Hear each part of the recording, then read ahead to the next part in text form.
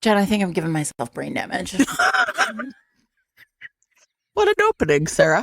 Tell me more. Okay, so there's so many mosquitoes in my backyard.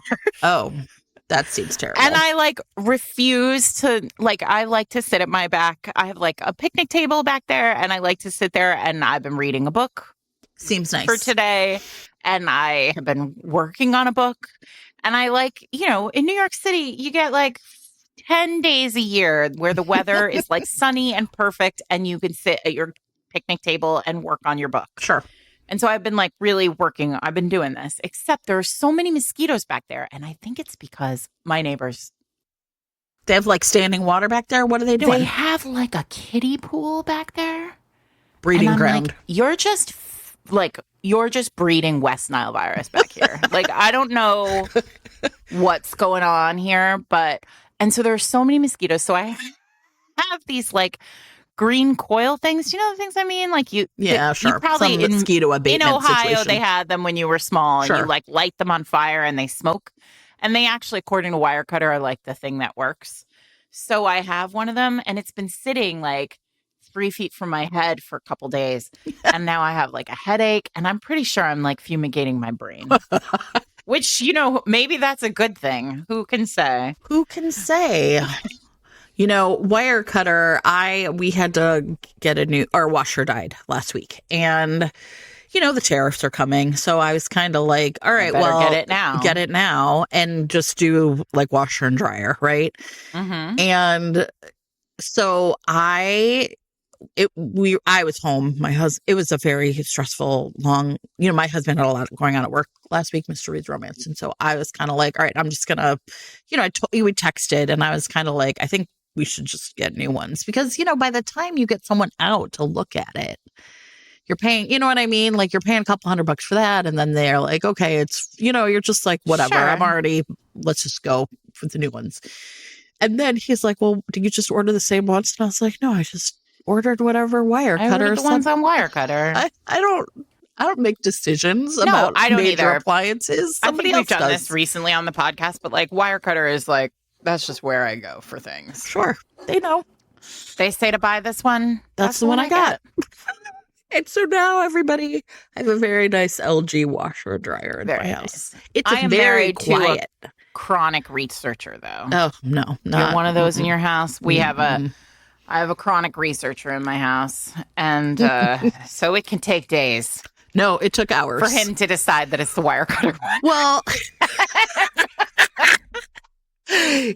here's the thing, though. I will say, I can fall down that rabbit hole, but we are leaving to go on vacation. And you need to have a washer and dryer before you go and also when you get back. And immediately when you return. That's true. And so I just was you know what? It's Wednesday when this thing, and we got to get it done. And they delivered them on Saturday. And terrific work, everybody. Well done to Best Buy and the Wirecutter and the LG Corporation. This episode is sponsored by. Oh, amazing. So anyway, I did some laundry. It was real nice. Very quiet. Very quiet. Whisper soft. I bet it's called that or something. That's what they call all those things now, Whisper soft. Welcome everyone to Fated Mates. We are not Whisper soft. I am Sarah McLean. I read romance novels and I write them. I'm Jennifer Prokop, a romance reader and editor. I don't think we've ever been Whisper soft in either of us in our lives. No, never. Anyway, we are here today. We're going to do a deep dive of a book that we both really like, as per usual. And I'm excited about it because I had a memory of reading this book that is false. A false memory. No, I have read it. I don't think I had. I thought I had read it long before it came out. So there is that. You're I read this back in 1997. I really did because so we're reading Susan Elizabeth Phillips's Natural Born Charmer, which is a delight from the title all the way on down. Yeah. Listen, Susan is great. We have established that. We are on the record for being very big Susan fans here at Fated Mates. But here's the deal. I was happily reading this book about a beaver down the highway. perfect opening. We'll get to it. And then they're listening to the radio, and they listen to like U2, and then like there's a Coldplay reference, I think. Nickelback and Coldplay. And you're like, what's going on here? And then I was like, surely this is not correct. Like, how? Because I'm pretty sure this book came, in my mind, I read Nobody's Baby But Mine, which came out in the 90s. Yes. And then immediately read Natural Born Charmer. This is not accurate because that's just not how this book came out in 2007. Yes. Exactly. And so so it's funny because I feel like I mean, like, obviously we're going to get into lots of different things, but I feel like the references, the modern day, like sort of contemporary references in this book really like gave me a sort of shock to my space-time continuum. You know, I love talking about pop culture references in books, so that could be, we'll put it on the list. There are a lot of them in this book too. Yeah. So here's what's interesting. Okay, so this Natural Born Charmer came out in February of 2007, and I did not read it until very recently when maybe in June, almost all of Susan's backlist went on sale for like $2 a book. And I picked up a bunch of books that I either didn't own in or used to have in paper, but didn't anymore, things like that. And so, it's really interesting because in the 90s, definitely was like a hardcore Susan Elizabeth Phillips reader. And then I was kind of like, what was my last one? And I think it was Match Me If You Can. That's like purely based on the title, like the cover. You mean that's very recent? Yeah, it was 2005, and it would have been like. Wait, really? Yeah, Sarah. Once again, so it's not that recent. Well, it was 2 years before this book. And you haven't read a Susan book since then? Like, you haven't read these, like, Call Me Irresistible or... I hadn't read any of those. And you know what? I recently kind of picked back up with the Chicago Stars, like, kind of in the past year or two. Like, there's some new ones that have come out. Like, there was one called When Stars Collide and Simply the Best. I like Simply the Best, actually, a lot. So the thing that was really interesting is, for me, and I don't know if you had this, everybody... If you have ever had children, there's what in our family, our household, we call like the dark years. And the dark years are like really popular things that songs, movies, music, TV shows that everyone knows. And you had an infant at home. And I had an infant at home. Like, my best dark years is, I swear to God, I had never heard the song Hey Ya by Outkast until... Maybe he was like 13. And until you were in an elevator somewhere much older. I've never heard this song. And literally someone was like, how is that possible? And I was like, what do you mean? The summer he was born essentially was like number one for 35 weeks in a row. 14 weeks. Right? Yeah. Something crazy. So I was like, yeah, I've never heard that song in my life. Now, and it's funny because Match Me If You Can also should have been in the dark years, but sometimes a book would squeak through. But like Natural Born Charmer, we had literally like just moved to Chicago. It was, those were like hard times, the baby and a new place to live and all that stuff. So yeah, I never read it. And then there was, like I said, a 12 or 15-year period where I wasn't reading Susan. So when I read Natural Born Charmer, as I've been rereading some of these books I downloaded, some of them I was like, oh, I've read this, like Dream a Little Dream with Gabe. I was like, I haven't read this. And then I was like, oh, I've read this. But Natural Born Charmer, I was like, I've never read this before. This is wild. And it's kind of very Heaven, Texas-y. We've talked about Susan before many, many, many, many times. Like, we have talked to Susan. Susan is really, for what it's worth, everybody, the conversation that we had with Susan Elizabeth Phillips was the conversation that began our interest in the Trailblazer conversations, because Susan sort of popped up into our audio and was like, I invented the sports romance. And we were like, whoa. And then it was sort of like, oh my God, you did. And then we had a moment where we were like, wait a second, like this is the conversation that we should be having with everybody. So one of the things that we've often had, one of the conversations that Jen and I have often had is that we did a Trailblazer conversation with Susan, but it wasn't really a Trailblazer conversation. We didn't ask some of the questions that we probably should have asked. And I often think like we need to go back and like do an episode with Susan. So everybody, we will link here to the conversation that we had with Susan. Maybe Eric can drop it into the feed the following weekend. Like this comes out. Oh yeah, maybe Wednesday, on Saturday, but maybe Saturday can be that drop. Yeah. And then everybody can listen to that, but also like know that it is on our list. Like essentially redo that episode now that we know what a Trailblazer episode should look like. Because there is no question that we are dealing with a Trailblazer here. Like Susan, and she says she invented the sports romance, which she did, but she also really is the inventor, along with Jenny Cruzy, I think, of the rom-com kind of in some ways. Yeah, right. Contemporary. I don't know. I hate the term rom-com. I'm on the record for saying that I hate the term rom-com. I don't actually think that it suits books the way it suits film. And I think that this is a good example of why this particular book. I texted you yesterday while I was reading, and I was like, reading this really like distills for me why rom-com doesn't work for me as a descriptor of a text.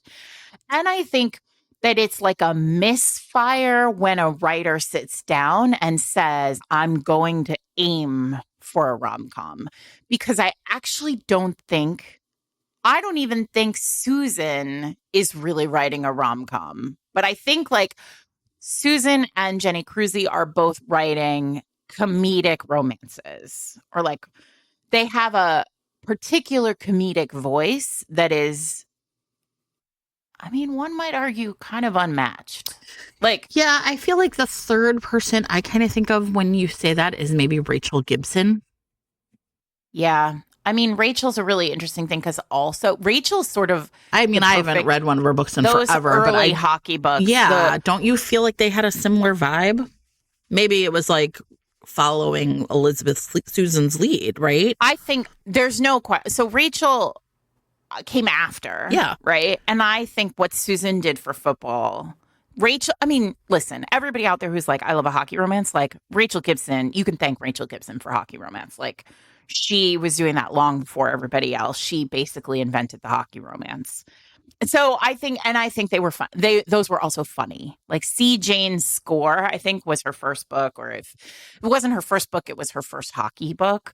And like, it's very funny. Yeah. So in the late 90s, I think there were like several people, and I'm sure there may be others, who really sort of like created this space in the genre for this like comedic romance. But I do think that what's interesting about the structure of this, right, of Natural Born Charmer and of all the others, right, like every Susan book begins with a like tremendously funny like tee up.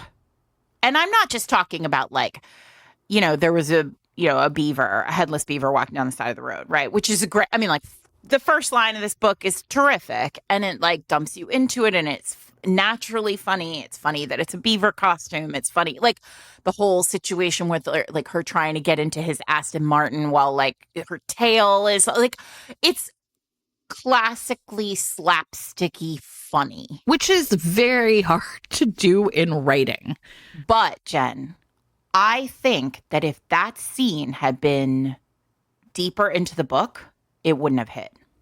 I actually think that this is exactly what I wanted to say, which is the thing about this opening, it functions like a cold open. Yeah. Where Susan starts any book is not where that book is going to end up.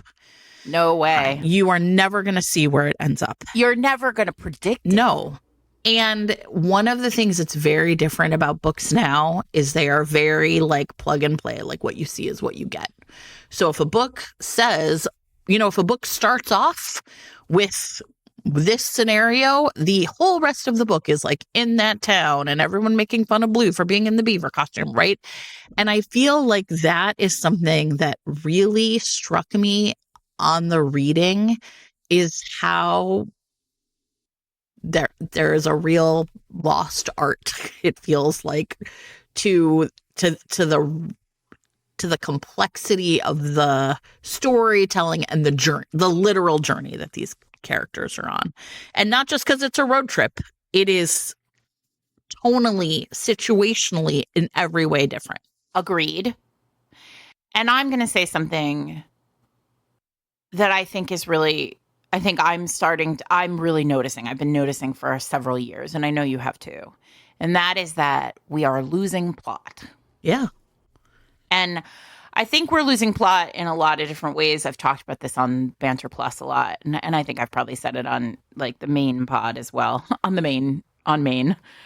But like, once we started as a genre to think about trope as plot, we lost the plot, both metaphorically and literally. Like, the books largely do not have a plot.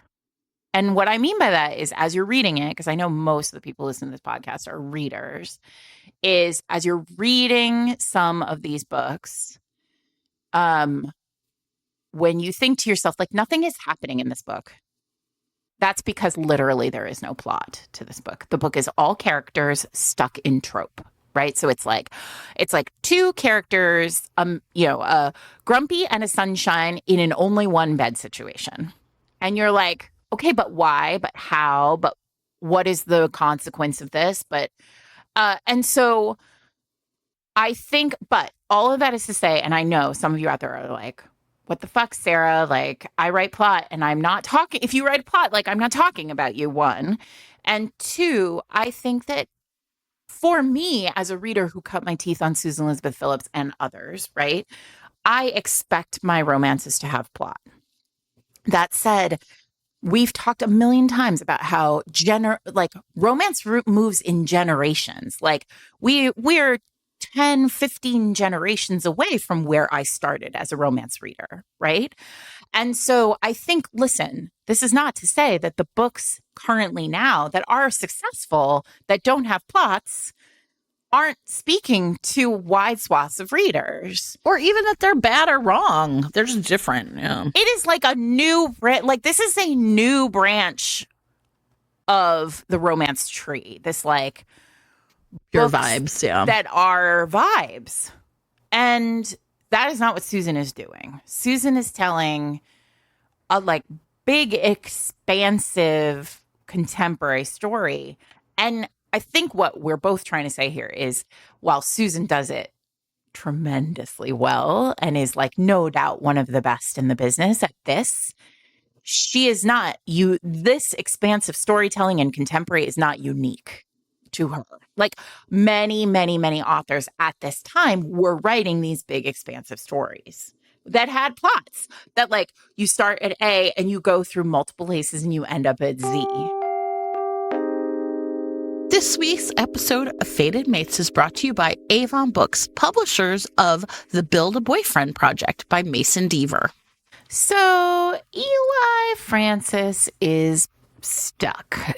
He has an assistant position at an online magazine, and all he really wants is to become a writer. He's definitely qualified for it, but he has a boss who like dangles promotions in front of him and is definitely never going to give them over. And to make it all worse, he is working alongside an ex who just makes work messy. Everything is messy. So Eli's roommates push him to date so that he can get over his ex and like really just like get himself organized. And they set him up with Peter Park, who is tall and handsome and unbelievably awkward. And they have a terrible first date.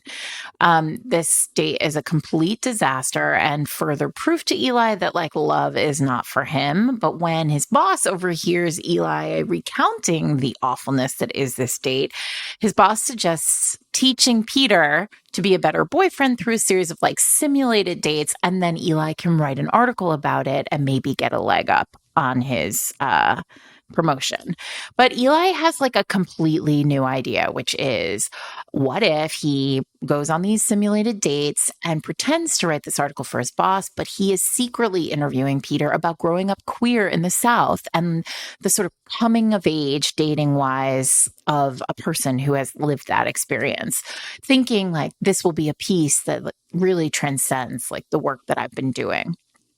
Of course, the more time Eli spends with Peter, the closer they become, and the lines between these simulated dates and what's real begin to blur. And before long, Eli is going to have to face his greatest fears to become the writer he wants to be and secure the love he's always needed. So if you are looking for a sweet and steamy queer romance with trans representation, then the Build a Boyfriend project is for you. It is available in print, ebook, and audio. And if your podcasting app supports it, you can click on the chapter title right now to be taken to buy the book. Thanks to Avon Books and Mason Deaver for sponsoring this week's episode. These are imperfect characters who are, I don't know, there's a lot in this book that like I was taken aback by, right? Because you just wouldn't see them in books today. Some of it is like some of it's the way characters talk to each other, or right, some of it just seems maybe dated. Some of it is right about a kind of worldview that is very like kind of binary about gender or sexuality or whatever, right? There is I can't even say it, like this traveling caravan kind of bus thing on the property that is, I guess I will say it, is referred to over and over again as a gypsy caravan. And so it's like one of the things I think I would say is like reading this, we say all the time now, like there's sort of a flattening of character. And there are ways in which this book part of it is, like I said, dated, but allows the characters to actually be imperfect and talk to each other in ways that are harmful or stereotypical, right? Like sort of assuming the worst about each other. And it was very interesting to sort of like be swimming around in a book where people were actually bad to each other. There are things I literally read in this book where I was like, this couldn't happen in a book right now. And specifically about Riley, who is an 11-year-old girl. And I think that was also just like sort of interesting to me, because when we like watch old episodes of Friends, which is kind of often like a touchstone, right? Like here's a thing people still are very familiar with. There is fat phobia. There is right, homophobia, that all these things. And people can kind of be like, okay, that's just of its time. And still maybe some people enjoy it or not. And I think for me, I just am like, you're going to have to bring that same feeling with you kind of into this book. And some of it, listen, I was able to look past and forgive. And some of it, I really was like, I don't like this at all. But I did find myself kind of able to like look past it or to like feel my feelings about it, because it was also very clear that like these were the characters. This had nothing to do with like me as a person, you know? Okay. Well, first of all, I want to, I just want to like, I want to just note that the caravan that you're talking about is described in that way, but it is not like, this is not a slur. In fact, this caravan is like one of the most magnificent set pieces in the book. But I will say that I think that Susan, for her whole career, has been willing to write bad characters, right? Characters who are, at their core, in many ways, irredeemable. And I think that is a rare find these days. Like we struggle, and I say that as me, like I struggle with that, right? Like with writing like a truly bad character, because I often think like, well, whatever. It doesn't matter why I struggle with it. But I think like a lot of writers do struggle with it. A lot of romance writers struggle with it because of this kind of Jane Ann Krenzian feel of like, if we're driving characters to be their best selves, like, is there a redemption possible for everyone in some way? So I think, but I agree with you. Like, I think a hallmark of Susan's books is she'll put racism on the page and it is unabashed. Or she'll put, homophobia on the page and it is unabashed. And I mean, honestly, I'm just going to say that. Like, there's part of it maybe we'll talk about with Riley. I actually had sort of a harder time with, like, the fat phobia around a small girl, like an 11-year-old, than probably almost anything else, because it was just, but then again, I was like, we live in a time now where people are putting their kids on Ozempic. So the idea that adults have, like, very strong opinions and will shame kids about being sort of fat is something I was like, this makes me feel real gross, but also it's not like that's gone from society. At least here's a book where I get to, like, engage with that in whatever way, right? Whether to think that it is well done or not, at least it is, like, on the page as being something our society really does in fact do to kids, right? So, like, not only is there plot, but there is, like, a deeply, like really interesting character work that's being done for everyone. And I think the other thing is, this is a book with a lot of really strongly developed secondary characters. Oh, so many. It's like, it like edges up on, like, too much. I don't think it is, but it's interesting because I do think that if this book was published in 2025, somebody would have said, should we put it in hardcover? Well, I think it probably was originally in hardcover based on my memory of buying Match Me If You Can, but okay. Oh, really? Yeah, I think that there was a point at which Susan went to hardcover. I don't know. We could put that in show notes. What I mean by that is, somebody at HarperCollins or wherever would be like, oh, this is a book that, like, transcends, right? It's an Abby Jimenez book. It's a, Emily Henry book where, like, the pill is almost in the peanut butter here on the romance, except it is a really strong romance. Yeah. Okay, so now that we've sort of kind of done those disclaimers, let's talk about it. Also, it's long, P.S. Yeah, so Blue Bailey is out on the side of the road in her beaver costume when Dean Robillard, I don't know, a vagabond NFL quarterback from the Chicago Stars, drives by in his Aston Martin Vanquish and, for shits and giggles, like, basically stops to help her. And the thing that we understand very quickly is that Dean is tremendously bored. And devastatingly bored. Dean is just, because he has everything he wants and nothing he wants, right? And it's also really interesting because, unlike kind of previous Chicago Stars books where the Chicago Stars of it all is very present, Dean is almost entirely, I don't know, like, removed in some ways from, like, right? It's the off season. Like, he's just driving around. There's very little football. And what happens is he picks her up in the car. She takes her, she has to return the beaver costume, kind of finds out, like, what it's all about. And it turns out that Blue is in real financial dire straits because she has recently sort of moved from Seattle to Colorado to maybe be with this guy who has, like, done her dirty and has a new girlfriend, so she doesn't have a place to live anymore. But even worse is that her life savings and all of the money from her checking account has been emptied out of her bank accounts by her mother, who is a sort of, like, I don't know, like a renegade, not a nun, but definitely likes hanging out with them, has been all over the world, essentially, like, white savioring it up with people in order to save them. And she's taken the money out of Blue's bank account because there's some girls in a prison and she's going to use this money to free them. And we learn, and so Blue and Dean essentially end up on this road trip. He is heading towards Eastern Tennessee, where he has a home that is being renovated, and the woman in charge of the renovation kind of won't answer his emails, and he's, as I said, very bored. So they're going to drive out there, and she, like, kind of for reasons, he takes her along with him. Mainly because she's like, I gotta go to Nashville. Yeah. And he's like, no. And she's like, just drive and look pretty. Yeah. And he's like, okay, I guess. Romance reasons. And when they get to the farm, he realizes that the woman who has been renovating his house is actually his long, like essentially his estranged mother, April. And she is there basically like, I fucked up my entire relationship with my kid. She was a groupie.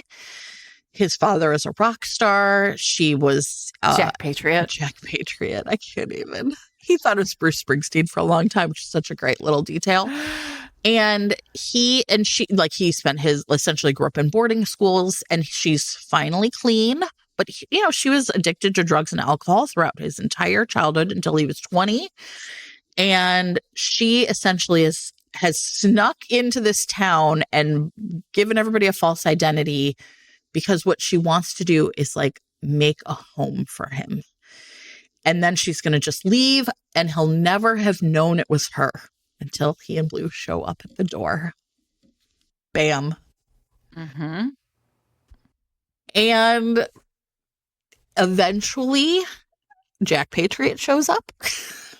Mm-hmm. And the reason he shows up is because Dean's half-sister, Jack has a daughter who's 11, Riley, from another marriage. He and April were never married. And Riley's mother has just died. Jack is in the wind. Like, there's pause, so much. While you're doing this, I just want to say, also, not talk about taking the finger again and again and again. Like, Susan's like, there, trauma, there, go. This is terrible. Everybody's going to experience some kind of terrible past. I mean, the description of Blue's past and the way she was passed around by her mother's friends, which happens, by the way, everybody. I mean, this is a master class in building a character's trauma without making their trauma their entire identity, because Blue's trauma, which is same with Dean. I mean, Dean too, but the actual writing, the description, the way Susan delivers Blue's trauma is over the course of 2 pages. And literally, you guys. And it's she's passed from one person to another person to another person to another person. The writing of that, the literal sentence structure of the description is technically perfect. It is designed to deliver the most powerful punch to the reader. And by the end of it, you feel like you have been through war with this character who basically you haven't really gotten to know at all, and who is, in classic Susan Elizabeth Phillips fashion, somewhat unlikable at the beginning of this book. There is an edge to Blue where you're like, am I going to like this person?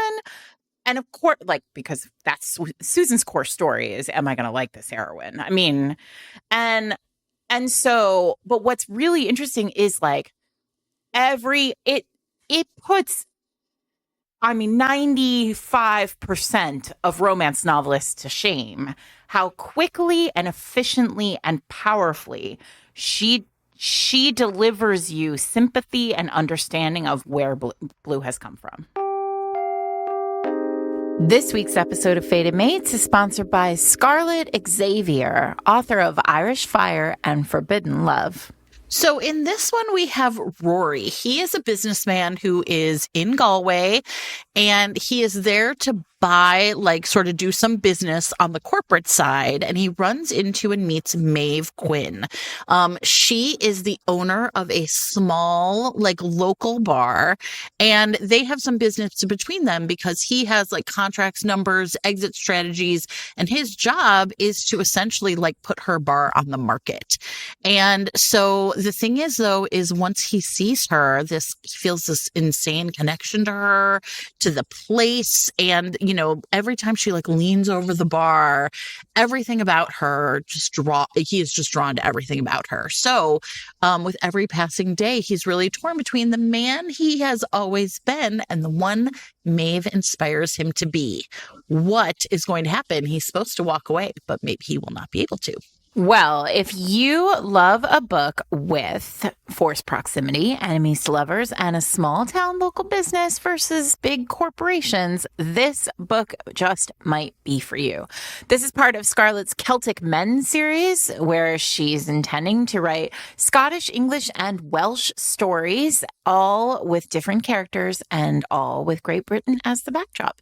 So if you're interested in getting this book, you can do that right now in print, ebook, or with your monthly subscription subscription to Kindle Unlimited, or if your podcasting app supports it, just click on the chapter title and we'll take you to buy the book. Thanks so much to Scarlett Xavier for sponsoring this week's episode.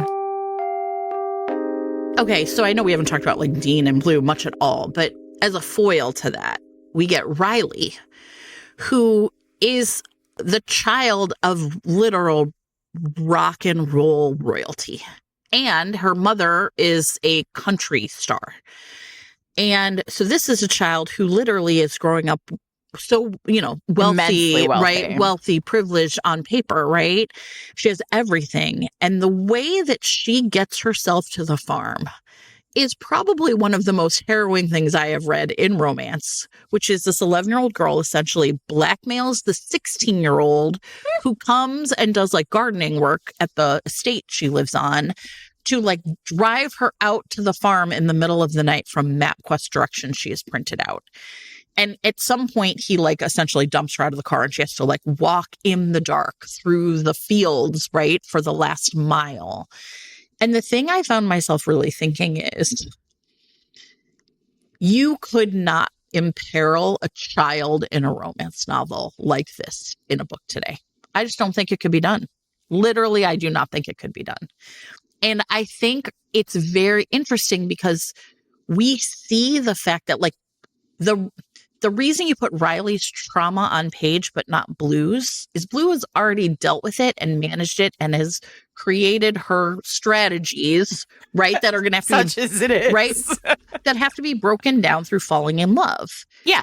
But Riley's trauma, which we see on page, is going to instead get fixed right away by all of a sudden being with people who are going to figure out a way to love her and take care of her. Who won't leave her with the next person. Exactly. And so you can make Riley's trauma more visceral, more, right? It's not that Blue's isn't. Blue's is heartbreaking. Riley's is like actually actively terrifying. You're like, what the fuck is about to happen to this kid? You can't fix Blue's past, but you can fix Riley's present. It's fearless. It's fearlessness in the writing. And like, what I will say is that this is deep into Susan Elizabeth Phillips' career, right? This is, I don't know, 20 years into her career, right? So Susan Elizabeth Phillips at this point does not have doubt that her career will sustain itself, right? So she is taking... She's in her imperial period. She's in her imperial period, which we haven't really talked about in a long time with authors. But like, she is in the sense that like, here is a time when like she has an editor who has given her like a blank check and said, you are able to write whatever you want. That said, the bones of this book are exactly the same as the bones of her early books. Like, Susan is a writer who has been writing Fearless for 20 years at this point. And so I think there is always a sense with her that like, I mean, whenever I read one of her books, and especially now when I look back, when I read them through the lens of like time, I'm always impressed by like just the sense of like, I can see Susan at the fork in the road, and always like, as we talk about, as you know, I talk about when I talk about conflict, like as I talk about when I like plot books with friends, it's like, every time you see the fork in the road, like she chooses the Sophie Jordan path, the like, do the thing that's the scariest, because that's the right answer. And I think this is me like speaking from 2025 authoring. I think fearlessness is the thing that we lack the most of in 2025 as a genre. I rarely see it. And I think it is because we are afraid of the criticism being like immediately in our face. Oh, yeah. Like there's no, well, maybe. Yeah, that makes sense. You know, there's a lot of talk right now in general about like reviewing and whatever. And I think reviewing is such an essential piece. Reviews are such an essential piece to like the good book ecosystem. Right? A healthy publishing ecosystem requires us as writers to like be authentically, truthfully reviewed. Right? And I think we are in this place where like that pathway is challenging for a lot of writers. And I think we are in a place where like where there is a difference between like Goodreads Oh and like yeah. Instagram reviews and like true authentic reviewing like that is skilled and trained, right? And I think we have much less of the latter and much more of the former. And I think it's just getting very difficult. It's getting very murky, the waters for writers. And I think there is a fear of like having to come face to face with like the consequences of you writing fearlessly, which is often, everybody, taking the fearless route is going to alienate some number of readers. Like, so to me, fearlessness in romance is like the most fearless books are the ones that are like really okay with showing people as being emotionally vulnerable and people being flawed. And I think that we have moved away from that and are moving more to like sort of fearlessness as being like, I'm going to put something shocking on the page. Right. I mean, like and that's not fearlessness. That's just shock value. Right. I see what, yeah. Right. And that's not what I mean. Yeah. No, obviously. of course not. Of course not. Right. But it's like, I also think like and listen, in other genres or in other mediums, what fearlessness might look like is different. Does that make sense? Yeah, I think it really does. And I think that what you're getting at here is, again, it goes back to Susan's like immense skill, right? Because when Susan delivers, say, Riley's trauma, right, viscerally on the page, like you have to stare it down. She does it knowing, or at least having faith in her skill enough that she can thread the needle and solve it and like abate it as quickly or through the course of the book, right? Right.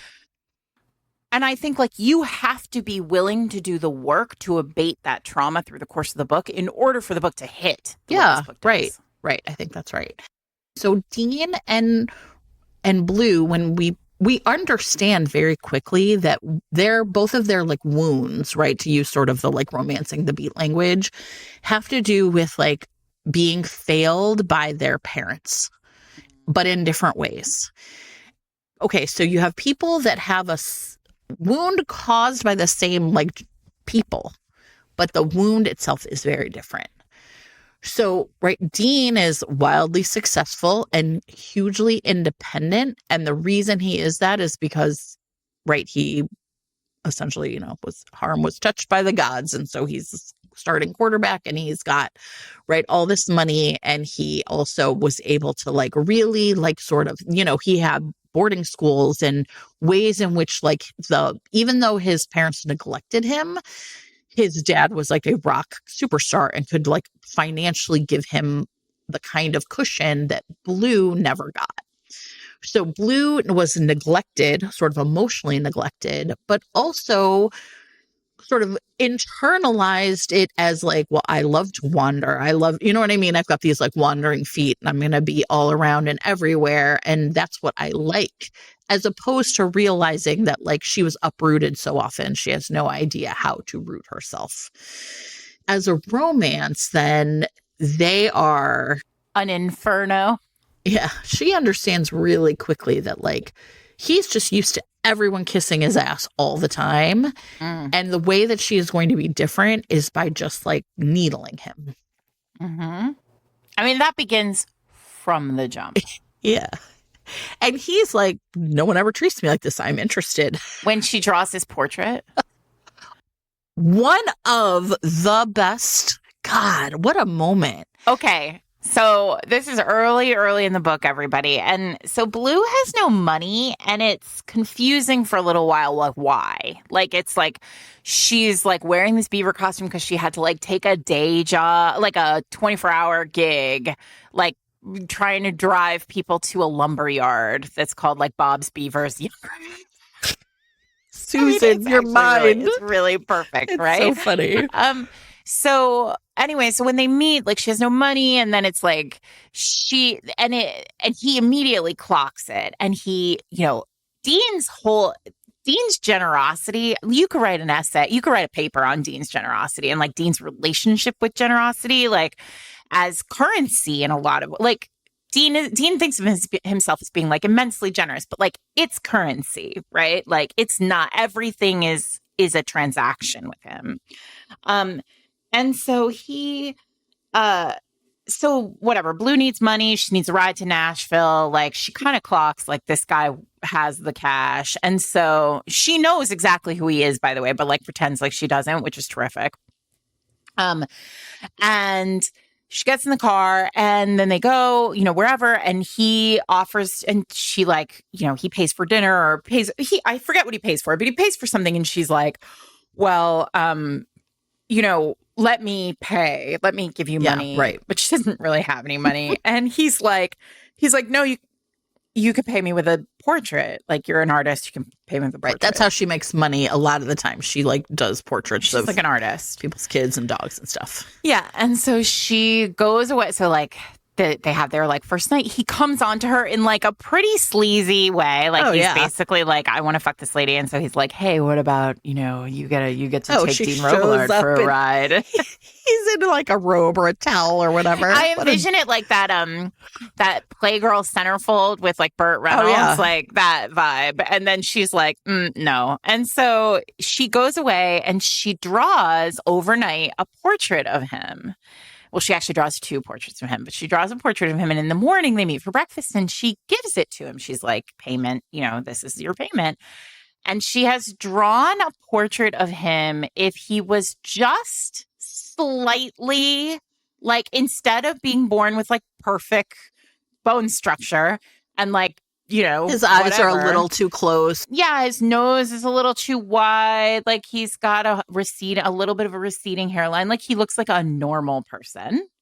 And he's horrified by it. Well, first he thinks she's just a bad artist, right? First she's kind of like, I guess she's not very good at this. And then she gives him the second one, which is a perfect rendition of him being like sleazy Burt Reynolds guy, like laying across a chaise longue. Right. And what she says to him is like fascinating how close you came. Hang on. I highlighted the line because of course I did, because I was like, this is because it's perfect. Brilliant.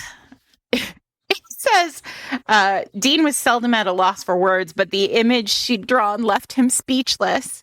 And she takes a bite of her donut and says, fascinating, isn't it, how easily it all could have gone wrong for you? Because this man gets everything he wants. Like, at one point, very quickly after this, like a page or two after this, he thinks to himself, because you're in his POV, he thinks to himself, like, he wasn't good at seducing women because women just threw themselves at him. He didn't need to work at it. He had to get better at that. You know what's also though fascinating about this moment? So it's this amazing moment where she like then gives him, right, where instead of being insulted, he really does think to himself. He internalizes it. He does. I really learned something from this. Right? He's like, I'm not going to hang it over the mantle, but it is food for thought.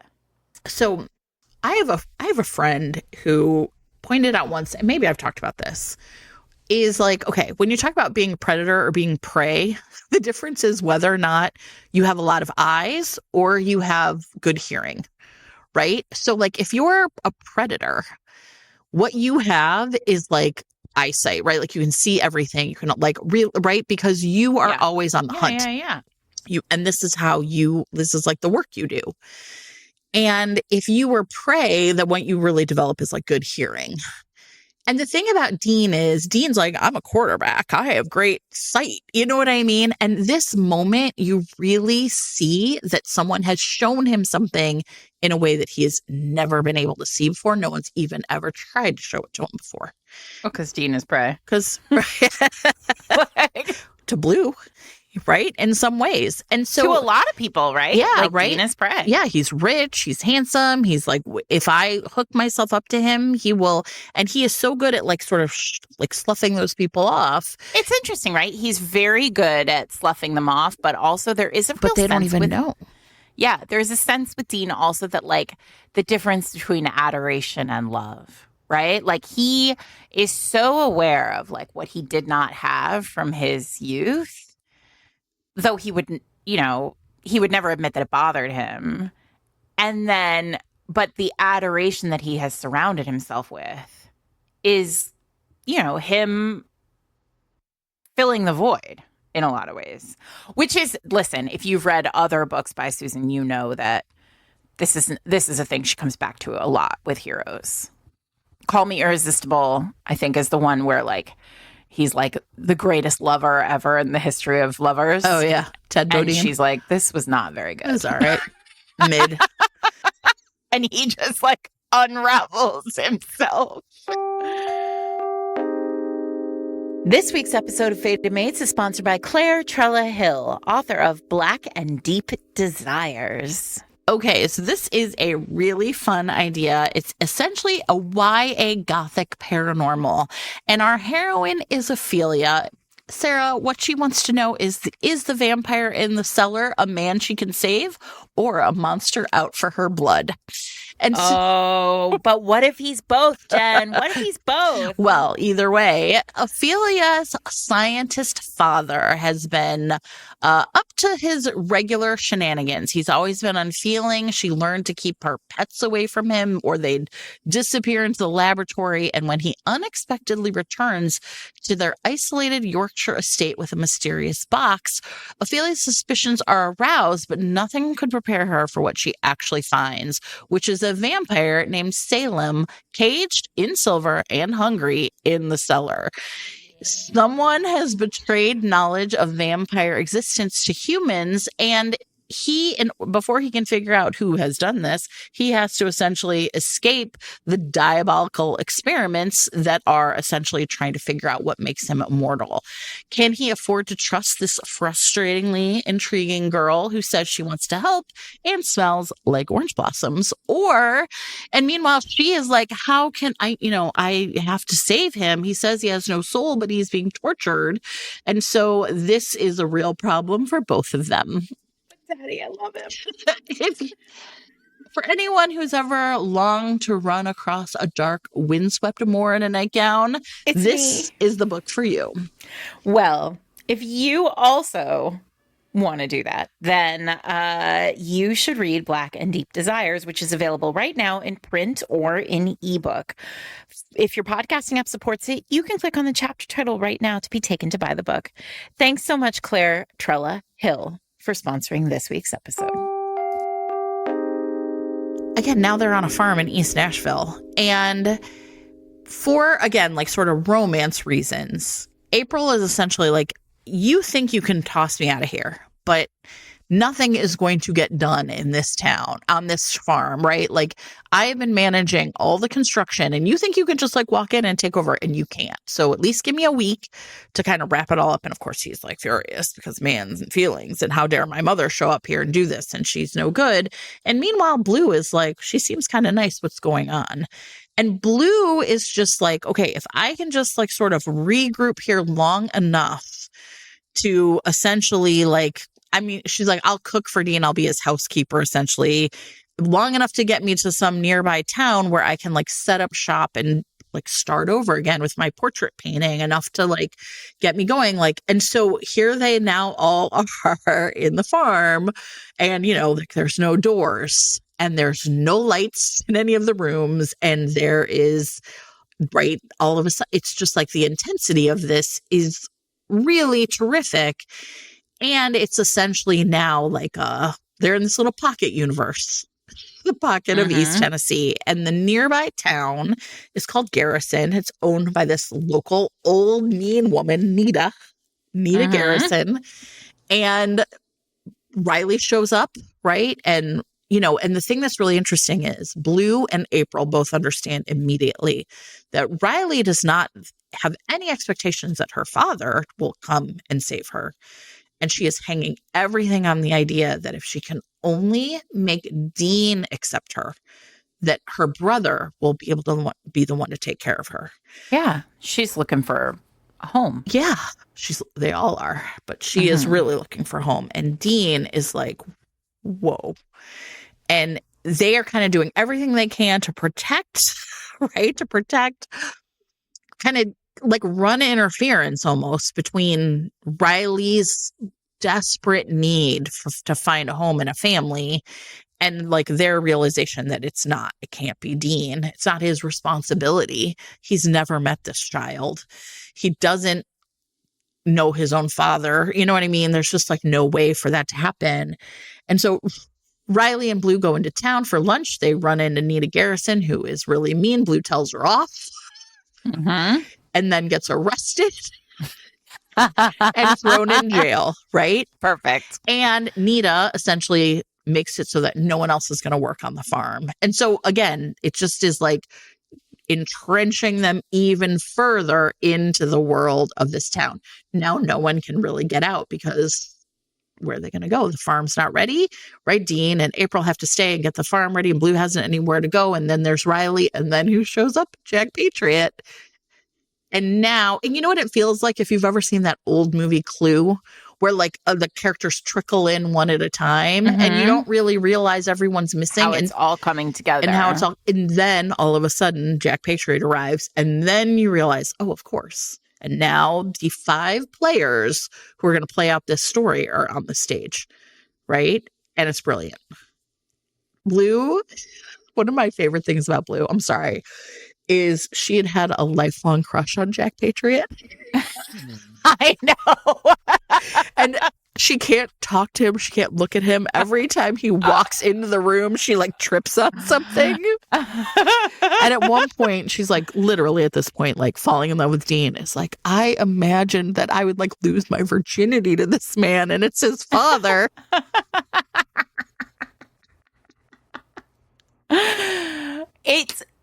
It's perfect because I think, talk about a heroine who, and again, she's so, if you are a Susan Elizabeth Phillips reader, she is such a familiar heroine. Like Blue is, Susan writes a real broad, yeah. Right? A real dame. broad. Yeah, that's great. And I think like she's touchy, she's like edgy, she has teeth, like she is so aware of like her space, like herself and the need to take up space. And so when you first meet these heroines, they are so like abrasive almost. Yeah, like hard, right? Yeah. And then like this book is 500 pages long. And like I don't even think I realized it. Yeah. As it unpeels itself, like you start to really understand like what makes a woman this way, what makes a person this way. And I just love that. I love the way she gives you a runway on this book to like really explore all of these characters. There is like, it is just such a big, expansive story. I want to talk about a hallmark of Susan Elizabeth Phillips's books, which is the secondary love story. Because I think that often we say, like, for a long time before we could get to, and I think we talked about this in our seasoned romance episode, but I think for a long time you didn't see characters falling in love who were older.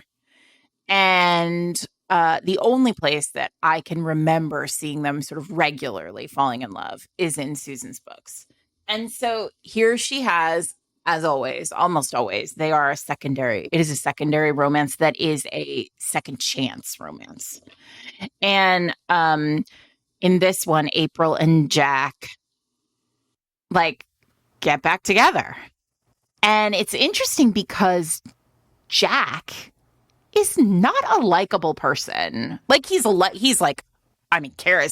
Sure. But like this is a man who has fucked up 2 families and countless other things, right. By virtue of just being like a rock star. When Dean was born, Jack was 20. Jack and April were in their early 20s. Jack was 23 and April was Jack's muse. Yeah. It kind of made me want to watch Almost Famous. Which is a movie. Actually, it's really funny. I was thinking like that movie came out before this, and maybe 2000. And anyway, and it's like really interesting because like, right, she was like, I was a groupie for 20 years. And he was like, I was just hitting it big. And he was also using, right, alcohol and drugs. And both of them have like cleaned themselves up. But it's really interesting that they are like, both of them have kind of made their peace with who they were then, but not with each other. Yes. Right? I also think, again, strategically, she's just good at the job. Because, so again, right, like this is a man in the hands of other authors, speaking as somebody who's written a lot of terrible fathers, right? Like, you write a terrible father on the page and they are a character trait for a hero, right? Like they're like, here is the truth about his relationship with his father. Yeah. And if you meet them, they're terrible. Right. And if you like, whatever, it's all the things, right? In this case, you have a terrible father who's been terrible to two children, right? In different ways. But still, like not a loving, like not that, like he is not a portrait of a good dad, right? And it's interesting because we talk so much about POV, but Susan deploys POV really strategically here because there is a scene where Riley sings and we are in Jack's point of view. And this is before we see him fall, right? It's before. It's kind of all happening at the same time. I mean, is this when he sees her the first time or when he sees her at Nita's birthday party? It's when she sings his song, the song. It's the birthday party. I think she deploys Jack's POV. She deploys April's POV also. And I think structurally using these additional POVs in this book is so important because, for lots of reasons, like, right, everybody thinks that, the villain of the play has always thinks that he's a hero or she's a hero. And I also think that it gives us an opportunity. She shortcuts by putting their characters on the page and giving them their POV. What Susan is doing here is she's establishing for the reader right away, like, these are not bad people. These are people who, like, you should be interested in, just like everybody else. And I think this is another reason why I think, like, this book, it becomes more, this book is expansive.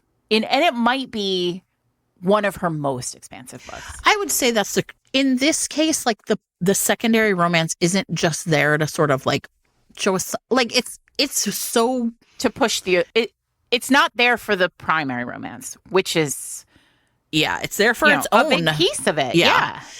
It is also, I mean, it is though a big part of the, like, happily ever after, which is like these people becoming whole, not just in their family. Yeah, it's in their family. I think it's the world. Yeah. Like, this book is about happily ever after for their world. Everyone. Yeah. Yeah. I think the thing about Jack that's really interesting is, so yeah, like, his approach to parenting has essentially been like, my job is the money. When Dean was born, it was all through the lawyers. Like, he and April essentially never saw each other after she said, I was pregnant, right? Lawyers, and he even says that for many years, the lawyer was the parent for both of them, right? Yeah. Dean, April was drunk or high, or Jack was, or on tour or whatever, and it was the lawyer who made the things happen.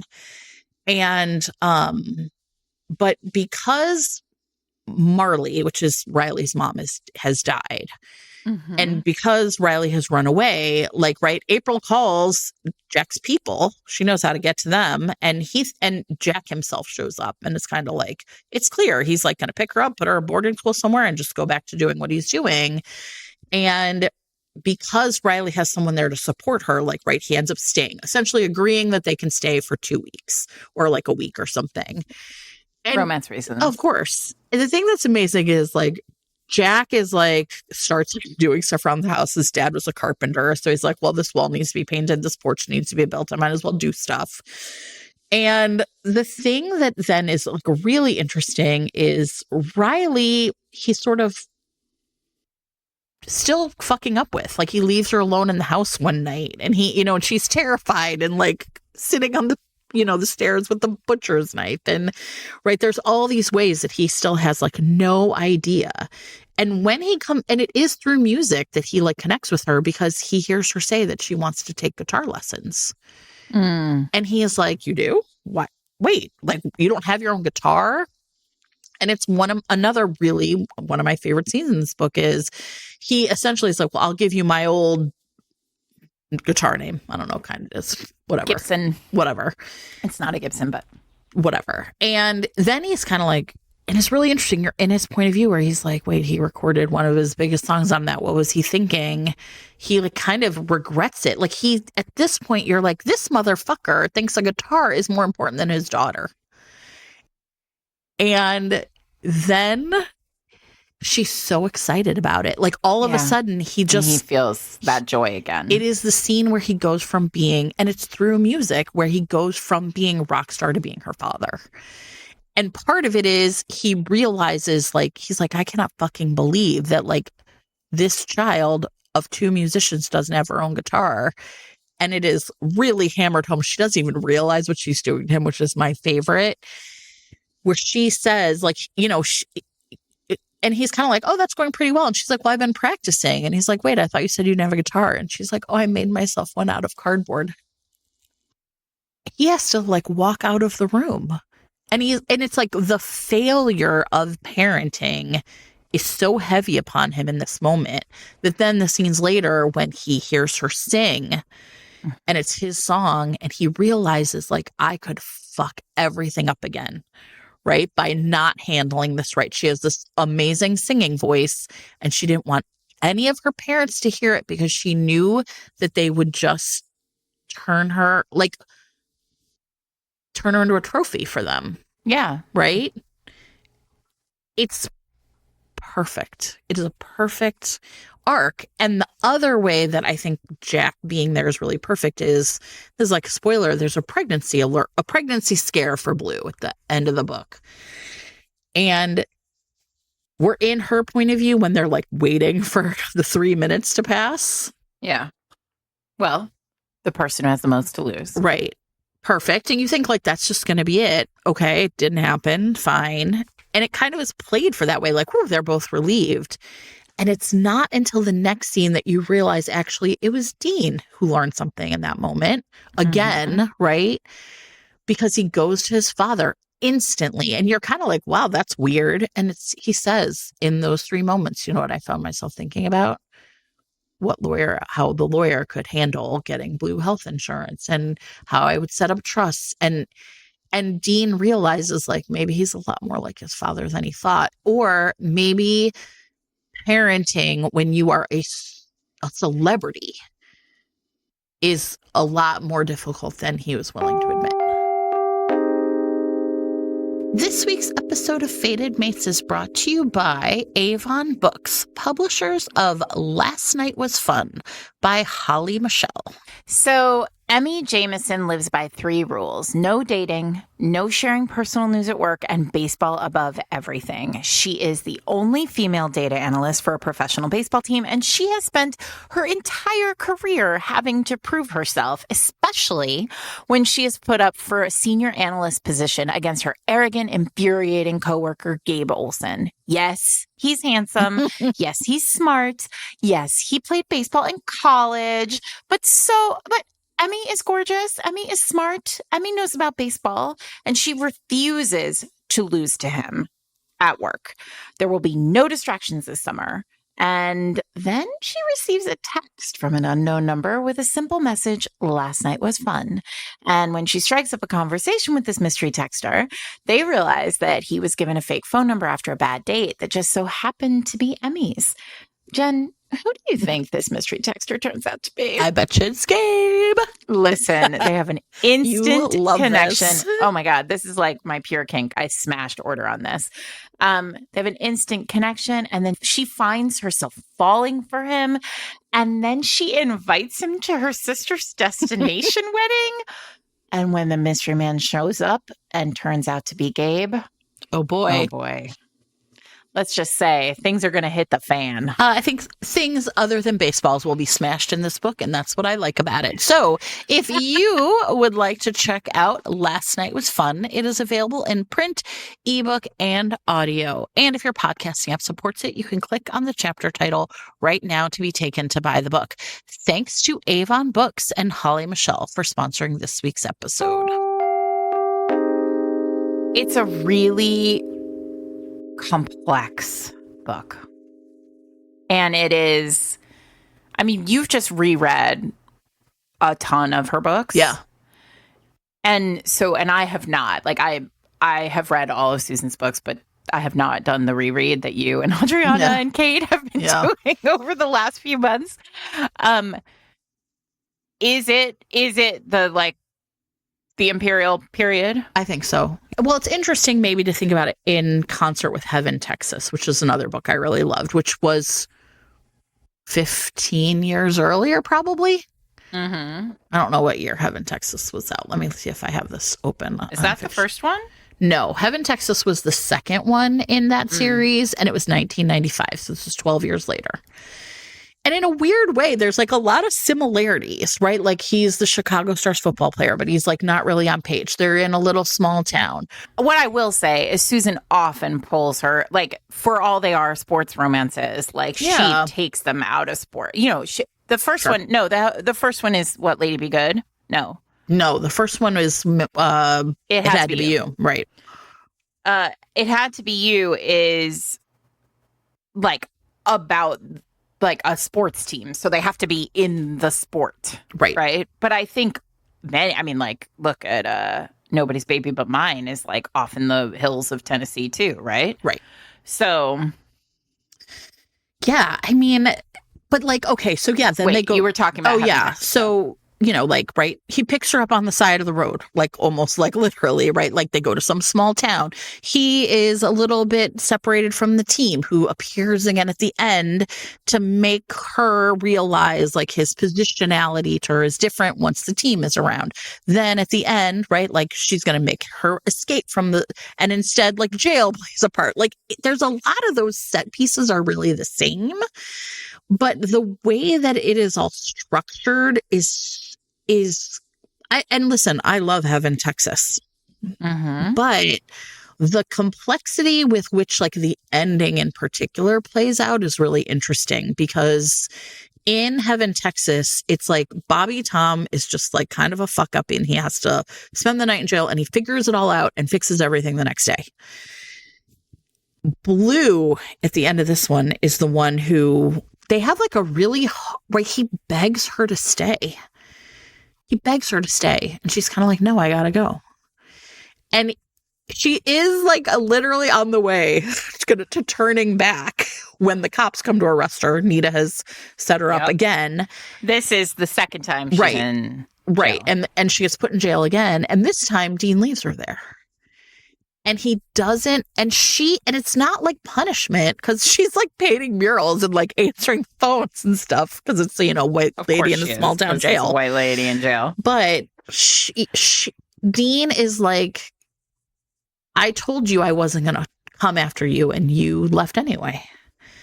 And then they have one more big conversation where what he says to her is, and it's actually really fascinating, he says to her, all you want to do is run. So you're going to prove to me that you really are committed to me by staying. I mean, she basically says it like, I'll stay. That's how you will know. And he's like, fine, I'm not going to call you. It's a fascinating ending, right? Okay, so here's my thing about this. Is Susan really likes to torture her heroines. Yeah. I'm not sure I can think of a book by Susan Elizabeth Phillips where the heroine doesn't have to do penance. Yeah. Like, I think she likes it. I think this is part of her core story. Like sometimes the girls have to do it. Yeah. I would agree. So and I think that's also really interesting and risky, right? Like I mean, you and I, how many times have we said like men need to suffer? And here's the thing though. Susan threads this needle very well because the men are always suffering. Yeah. Always. They're suffering from the jump. Right. Ultimately, it's like she wants both of them to have to suffer in order to be worthy of each other. Yeah. And I think there's something really like remarkable about that hallmark in her writing. I think there's an innate respect for her heroines, and that's not to say that the rest of us don't respect our heroines, but like I think by putting them through the ringer, Susan is really like she is showing them like an immense level of respect. Yeah, I think so. And I think the idea that like given their wounds, right? Like we talked about at the beginning, that like both of them have something to prove. And it's not just like kind of one or the other. That like, and something about like the idea of like what home is really like what plays into that. I think the thing that is also really interesting is like at some point, Blue is able to say like, I am more invested in the town than you are. You're just like a landowner. You know what I mean? Like, yeah, you're rich. This is like one of 12 million houses. Yeah, right? I am more connected to this. Yeah. And it's just like really interesting, I think, the way that works. Yeah. And, you know, it's the other thing that I really liked about the ending is so Blue has been essentially like making money doing art by doing like portraits and stuff. Sure. But at the end, she paints a mural in his dining room, which sounds like basically like a Lisa Frank sticker on steroids. It actually does. But it all relates back to the caravan, no? Yes, but also that like everybody is like, oh boy, this seems terrible. But Dean, when he sees it, immediately realizes that like Blue's hardness is all just a facade. And it's really hiding her deeply felt, you know what I mean? Like, soft, like how, I don't know, like how, like her, like soft in her heart. She's you know what I mean? Terrified of showing you what she really feels. Right? From the jump. And he just thought that's how she was. And seeing these murals makes him understand, like, she's been fronting, right, the whole time. And it's really interesting because, yeah, it's like rain, like literally at one point, it's like, I was like, I think I would hate this. But Dean is like, no, I love it because I now really see who you are. Truth. Yeah. Yeah. And one of the things she does at this, in their time apart, is she paints. She paints and paints and paints and paints. And she does tell a story about how in art school, right, her professors were kind of like, you know, this is schlock and you can't paint like this. And, you know, she let herself, you know, use like motor oil and stuff to, you know what I mean? Like, it's very clear the lessons that she learned. And she's literally like unlearning it.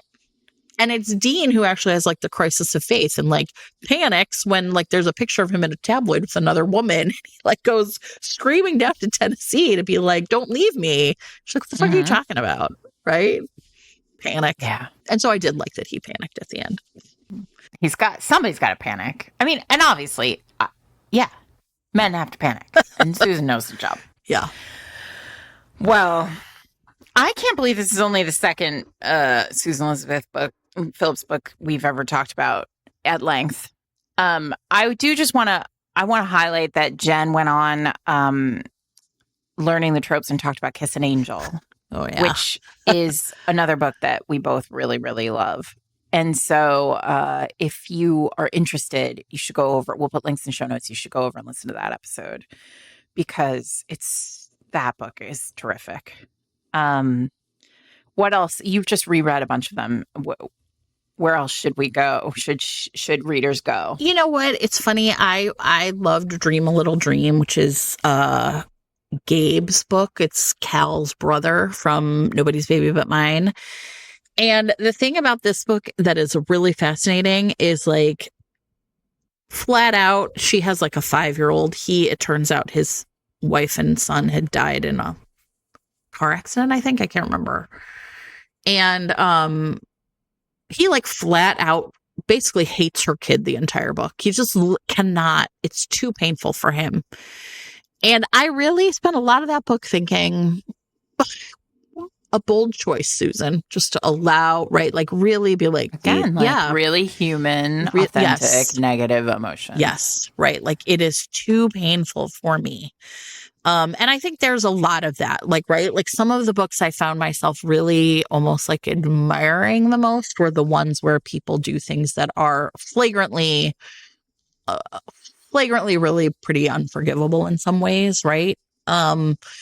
I am dipping in and out of the Wynette, Texas series. I read Lady Be Good, which was always like a real favorite of mine. In fact, a really funny scene in that book is where Kenny takes his baby brother Petey to like a diaper derby where they like race babies. And I didn't realize this was like in the news yesterday.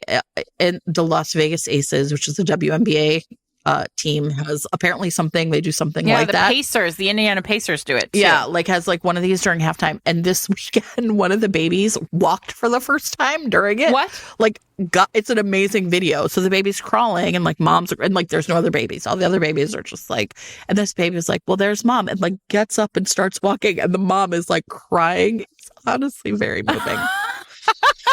So, you know. There was another one recently where like a baby kept turning around. Oh, it was yeah. a real tortoise in the hare situation. So, yeah. And I read, I read Call Me Irresistible for the first time ever. That was the one with Ted where he's like, Ted Bodine. Yeah. So, yeah, it's been fun. I still have some that I haven't read yet. They're still on the Kindle. There are many, many, many of them. Yeah. So generally, you're going to have a great time. You should start at the early ones and just like quietly move your way forward. And you'll have a terrific time. Yeah, and she also does the thing I like where like a character will like show up and you know what I mean? So in the Susan Elizabeth Phillips universe. Yeah, exactly. In one of the books, like Jack and April show up at somebody's wedding. And at that point I was like, Jack Patriot, what a goofy name. And now I'm like, Jack Patriot, I trip over a ladder when he walks into a room. I think the other thing, like, yeah, like the banter is like really unparalleled. Oh, I laughed so fucking hard so when I was good. reading and these. This is the thing coming sort of back around full circle to the rom-com piece of it, right? Like I think the reason why I resist the description is that Susan dispenses the slapstick. Like there is obviously like that cold open with the beaver is very funny. And then but then it's just banter until, Jack Patriot walks in the room and Blue trips over a ladder. But the way she deploys the slapstick humor is so careful, right? Like by the time we start seeing Blue trip over ladders, we know about her. We love her for who she is. And then I think there is also this piece of the balance between the trauma, like Riley, their past, all of the stuff with the family and the banter, right? And so I think, and then I had this, I texted you at one point, and I texted you right after Blue met April for the first time. And she introduces herself and she says, I'm Blue. And April says, I hope it's only temporary. Right. Right? Yeah. And the response is how Blue discovers immediately, instantly, she's like, this is Jack's mom. She didn't. Yeah. Not Jack. I'm sorry. This is Dean's mom. And the humor in this book is deployed in such strategically is I guess what I'm saying. Mm-hmm. Oh yeah. And I think calling this a rom-com is not accurate, but I think it is the best version of a romance, of a comedic romance. Yeah. That you can find. I think Susan's just funny, right? It's funny writing. And I think about, we always talk about that. the line in Nobody's Baby But Mine where like he pulls all the marshmallows out of her Lucky Charms. Oh, yeah, and then right. she calls him a serial killer. Right. Like, and it's just like it's like a laugh yeah, out loud like because it's such a surprise Yeah. in the moment, right? But like, I just think we need to be careful about what we're asking for when we talk about comedy and romance. Yeah, I think that's right. And I think if we're going to ask for comedy, the reason why comedy works in real life, like comedians will tell you, like comedy works because it is the foil for tragedy. So like you have to be serious about the text that you're writing for comedy to really work as a structural choice. And I think Susan knows how. I think Susan does that really well. I think Jenny does that really well. I think Mia Sosa does. I mean, like we've talked about who we think does it well, but like I just wish we were more careful as an industry about deploying that word. We haven't really talked about like Nita Garrison, right? Like the older woman who is, I know, right? Like, and I think one of the things that's really, it made me think is in a comedy, in a movie, often women are the targets of the comedy. And in a book, I don't think they can be in romance. And Nita is a character who is funny on page, but she's never really the object of it, right? Does that make sense? So, right. And I think that that's part of the reason why it ends up working, right? Like it's funny without being mean in some sort of way. Yeah. Yeah. Yeah. We're not a space where you can like punch down. Yeah, exactly. And I do think like in rom-coms, often that happens. Yeah. Not rom-com books, rom-com film. Right. Anyway, I think you should all go read this book. I think you have a great time. I think so too. Also, you'll really enjoy all of the music references.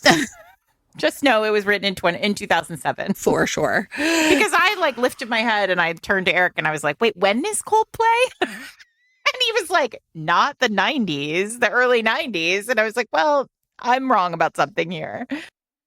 Someone's wrong on the internet, Sarah. I am Sarah McLean. I'm here with my friend Jen Prokop. We are Fated Mates. You can listen to us every Wednesday wherever you get your podcasts. Although in a couple of weeks, we're taking 2 weeks off. We'll let you know when that is. We are almost at the end of season 7. So this is our final read along for season 7. We'll come up with a new one for season 8 and let you know when that begins. We are very excited to be with you on Instagram at Fated Mates Pod, on Threads at Fated Mates Pod, and on Blue Sky at Fated Mates. You can also, if you just love talking about romance novels and wish you could do it more with more people who are very cool, you can join our Patreon, which gives you access to one extra episode a month, and our Discord, where magnificent firebirds are hanging out talking about romance all the time. You can do that at fatedmates.net/Patreon. It is election season coming up in local elections and legislative elections, state legislative elections around the country. We are working with the States Project to help turn state legislatures blue. You can learn more about that at fatedmates.net/fatedstates, and we'll get more into that in September when we're back with season 8. Other than that, Jen, you going to be anywhere? Do anything? Going back to school, everybody. New Zealand and Australia, I'm coming your way. Come see me at the New Zealand Romance Writers Conference and the Australian Romance Writers Conference. I'll be at both of them, and I hope you all have a great week. Bye, everybody.